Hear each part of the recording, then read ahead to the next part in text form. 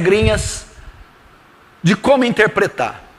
Ah, pastor, mas tudo isso que você falou não tira a credibilidade da Bíblia? Não, não tira. Porque nos pontos fundamentais a Bíblia não se diverge, a Bíblia não se contradiz, a Bíblia é infalível, inerrante, inspirada. Porque Deus na sua soberania preservou. Regras para interpretar. Como eu interpreto então? Existe uma frase em latim que ficou muito famosa na Reforma Protestante. Esse era um dos meios principais que eles interpretavam a Bíblia ao ler. Esse termo em latim é orare et labutare. Orare et labutare. Orar e labutar. Orar e trabalhar. Por que orar? Porque a Bíblia é divina. Foi Deus que escreveu. Eu preciso da luz do Espírito Santo para interpretar. Eu preciso do discernimento, da pulsão do Espírito Santo, que ela é divina. Foi Deus que escreveu, eu preciso saber. E labutare, porque a Bíblia tem gramática, foi escrito com alfabeto, com letra, tem uma história, ela é humana, ela precisa ser interpretada. Então eu oro para Deus me dar discernimento, me dar luz, mas eu trabalho, leio comentários, faço exegese, leio no grego, leio no hebraico, ralo na sua interpretação. Então essa era uma das maneiras que o povo da Reforma usava para interpretar a Bíblia. Oração e estudo, orare et labutare. Então nós devemos fazer a mesma coisa.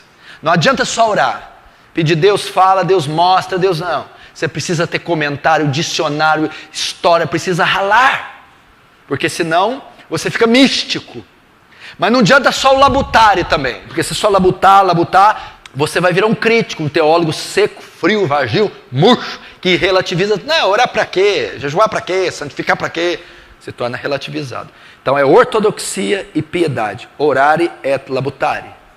Segundo, regras para interpretar. Primeiro, oração e estudo. Segundo, eu devo saber o tema, o enredo da Bíblia. Antes de ler, se eu ler com a perspectiva do tema central, eu vou ter uma interpretação mais próxima do que Deus quer falar. Então, antes de ler esse livro, qual é o tema principal? Qual é o enredo? Qual é a trama? Qual que é a espinha dorsal do livro? A mensagem central da Bíblia é a história da redenção.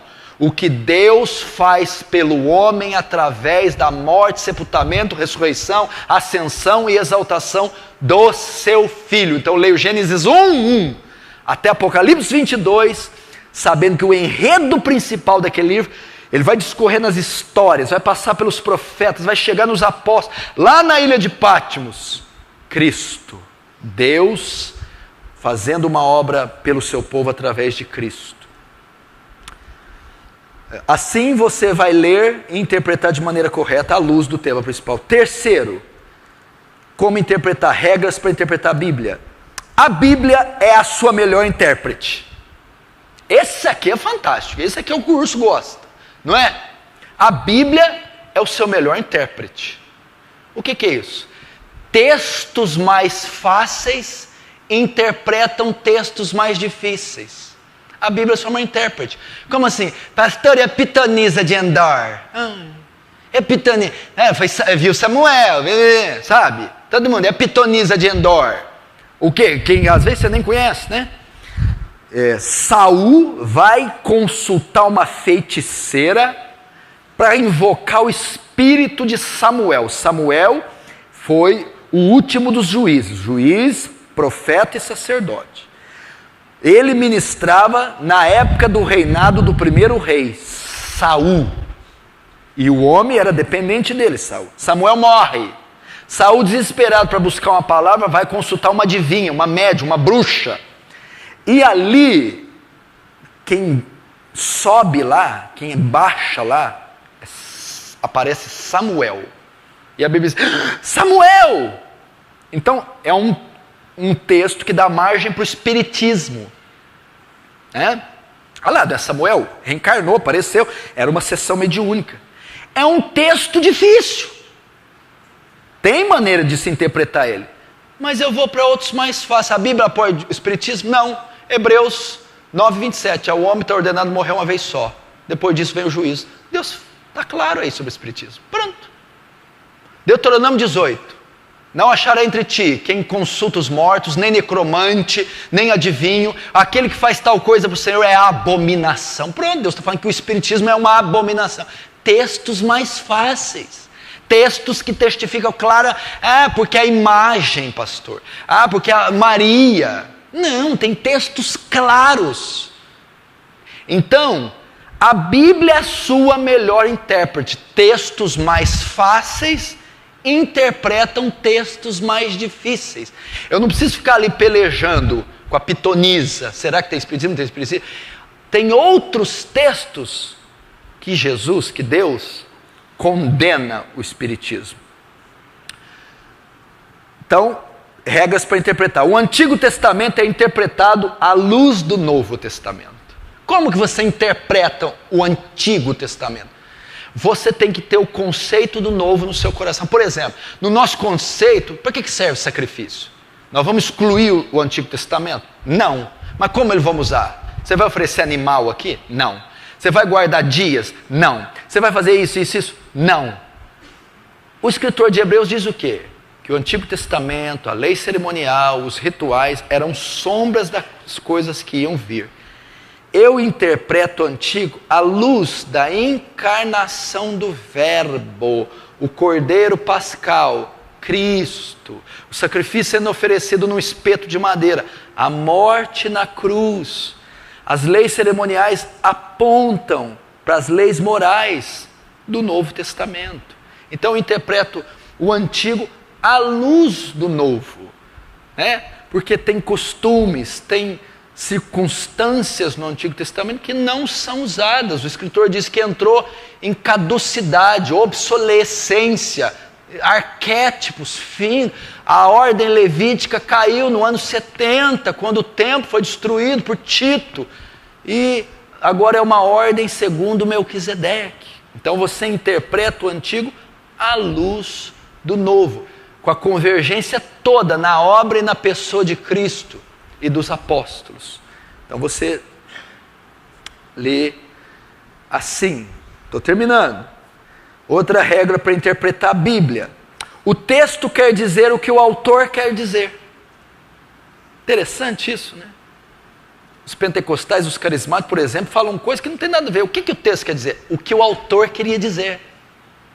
Então levo em conta o pano de fundo histórico. Por que Paulo pregou aquilo no Areópago? O Deus que fez o céu e a terra não é servido por mãos humanas, como necessitando de coisa alguma. E nem habita em templos feitos por mãos humanas. Dele vem o ar, a respiração, nele nos movemos, estimos e vivemos. O que o autor quer dizer? Eu vou tirar aquilo ali para criar uma doutrina? Não. Paulo está fazendo um discurso criacionista. Ele está indo no Areópago, ele está em Atenas, ele está na capital da idolatria, ele está no contexto greco-macedônio. Não se cria, não se tinha a ideia de um Deus, de uma religião monoteísta, de um Deus triuno. Paulo vai então, ele não vai dizer de Jesus, ele vai dizer da criação. Então eu vou saber o que o texto quer dizer, o que Paulo quis dizer. Ele vai provar para eles que existe um só Deus, é o Criador de todo o céu e da terra, e aí até chegar em Jesus. O sentido natural tem que ser preferido ao sentido figurado. Como é que é? Sempre quando você lê, você tem que ver o sentido literal, natural. Ele deve ser preferido. Por exemplo, quem não crê será jogado no inferno. Não, inferno é figurado, não existe. Não, sempre opta pelo literal, pelo natural. Inferno é inferno. Só opta pelo sentido figurado quando for explícito. Eu sou a porta. Você não falou literal? Jesus é uma porta. Jesus não é uma porta, não tem maçaneta. É figurado. Ele está dizendo que ele é a maneira, ele é o método que eu chego a Deus, a porta. Mas sempre quando ler, opte pelo sentido natural. Por quê? Porque a nossa geração já estragou a interpretação. Os neopentecostais só interpretam no sentido figurado, tudo é figurado. Não, aqui pé não é pé, aqui vinho não é vinho, aqui Jesus não cansou, aqui não foi sangue que ele suou, é tudo figurado. Não, é natural, é literal. E último, o texto deve ser interpretado à luz do seu contexto. À luz do seu contexto. O que quer dizer isso? Texto sem contexto é pretexto para uma heresia. O que mais gera seita, engano? A pessoa está pregando, está evangelizando, está ensinando, está escrevendo livro, e ela está usando a Bíblia, mas um texto fora do seu contexto. O que é o contexto? Versículos anteriores e versículos posteriores ao texto vão definir o que o texto está dizendo. Então nunca traduza um texto fora do seu contexto. O que é o contexto? É assim, ó. João 3,16. Porque Deus amou o mundo de tal maneira. Qual que é o contexto? Quem falou esse texto? Jesus. Para quem falou? Nicodemos. Quem era Nicodemos? Um príncipe dos fariseus. Que época que foi? Aí você vai chegar na interpretação correta. Nunca interprete um texto fora do contexto. Por exemplo, um texto que muitos interpretam de forma errada. Hebreus 12,15. Que nem uma raiz de amargura brotando vos prive da graça de Deus e vai. Está vendo? Você não cumprimentou o irmão, ele está com raiz de amargura. Está vendo? Você falou duro com o irmão, ele ficou com brotou a raizinha, cresceu e virou uma coisa que está causando bloqueio. Não é isso que o texto quer dizer, não tem nada a ver.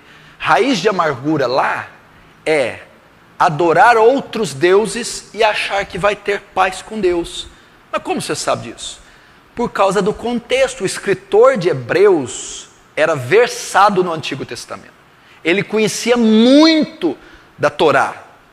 Ele usou um texto de Deuteronômio 29:18, que os israelitas estavam adorando outros deuses e esperando ter paz com Deus. Ou seja, o texto está falando de apostasia. A raiz de amargura é apostasia. Cuidado para não se desviar da verdade, cuidado para não adorar outros deuses, achando que Deus vai aprovar. E muitos se contaminem. Aí vai dizer de Esaú, que trocou sua primogenitura por uma lentilha. O que tem a ver Esaú? Olha o contexto. Com raiz de amargura, de ficar ferido com o irmão. Está falando que Esaú apostatou. Então o texto de Hebreus 12:15, raiz de amargura, fora do seu contexto, é uma ferida que eu tenho, brotou contra o irmão, está ali. No seu contexto, é apostatar da fé. É apostatar servir outros deuses. Então, essas são algumas regras para você interpretar as Escrituras.